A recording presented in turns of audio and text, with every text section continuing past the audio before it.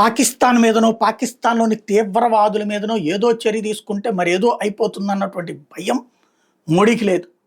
America వాడు ఏమి చేయడు. రష్యా వాడు అడ్డుపడడు. ఇరాన్ వాడు తోడు నిలబడతాడు. చైనా వాడు ఏమీ చేయలేడు.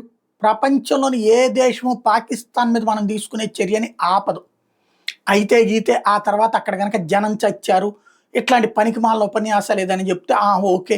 అట్లాంటి తప్పు మానవతా విలువలు, మానవ హక్కులు ఇట్లాంటివి అయ్యో చెప్తుంటారు. ఇప్పుడు ఇజ్రాయెల్ గనక పాలస్తీనా మీద దాడి చేస్తుంటే చెప్పేటటువంటి తరహాలు చెప్తుంటారు. అంత మాత్రం ఇజ్రాయెల్ ఆపిందా?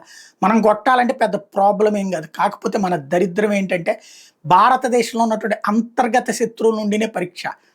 నిన్ననే ఎవడో వాగాడు. నిన్న ఒక ట్వీట్ కూడా చూపించాను మీకు. వాడు వాగినటువంటి వాగుడేంటి, దగ్గరలో ఎన్నికలేమీ లేవు కదా అని చెప్పి. అంటే అట్లాంటి నీచులు ఉంటారు. భారతదేశంలో ఉన్న ప్రజల్ని పాకిస్తానీ తీవ్రవాదులు వచ్చి చంపితే కూడా ఎన్నికల కోసం అని వాగేటటువంటి కూసేటటువంటి కుక్కలు అంటే మళ్ళీ ఆ కుక్కలకు కూడా విలువ పోతుంది. అలాంటి పందులు మన మధ్యలోనే ఉంటాయి.